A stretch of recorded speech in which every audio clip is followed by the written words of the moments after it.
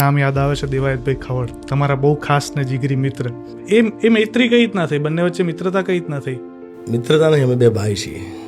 કારણ કે મને પોતાના સગા ભાઈ કરતાં અધિક રાખે. પણ મારે તો જાણવું હતું કે શરૂઆત પહેલી વાર મળ્યા કઈ રીતના? પહેલી વાર મળે તો હજી મેં કોને કહેવાય એ વાત નથી, પણ હવે કહી જ દઉં છું. કારણ કે હવે એ તો મારો ભાઈ છે, એટલે હવે એને દુઃખ ના લાગે. પણ પહેલી વાર એમને ચાલુ ડાયરામાં મારા સોંગનો વિરોધ કરેલો હતો. અચ્છા. હાથમાં છે વિસ્કી એમ, એટલે એમને ખબર નથી એમ. કોઈ બી આવું કંઈ હોય ને તો હું ખાસ મારા ખૂબ આશીર્વાદ છે મારા ઉપર. કીર્તિભાઈ મને ડાયરામ દુનિયામાં લઈ ગયા, કીર્તિભાઈ લઈ ગયા છે.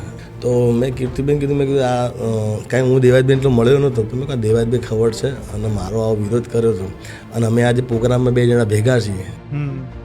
સારું કે કંઈ વાંધો નહીં, કે હું ફોન કરી દઉં છું. અને દેવાયતબેન એમને ફોન કર્યો કે ભાઈ જિગ્નેશ મારો દીકરો છે મારા, તો એને કાંઈ તમે આવું બધું કંઈ પ્રોગ્રામમાં કંઈ બોલતા નહીં એમ. તો હું ડાયરેક્ટ ગયો ને ડાયરામ, તો ડાયરેક્ટ પહેલાં વહેલી અમે 2 જણા ત્યાં ભેટી પડ્યા, એકબીજાને મળ્યા. પછી અમારા બેને બહુ મળવાનું થયું, મળ્યા એટલે પછી એમને ખ્યાલ આવ્યો. પછી એમને એક ચાલુ પ્રોગ્રામમાં પછી કીધું કે મારે જે તે સમયે હું આવું બોલી ગયો હતો, પણ જીગો છે એમ. દુનિયા ભલે રૂઠે પણ દોસ્તી ના તૂટે.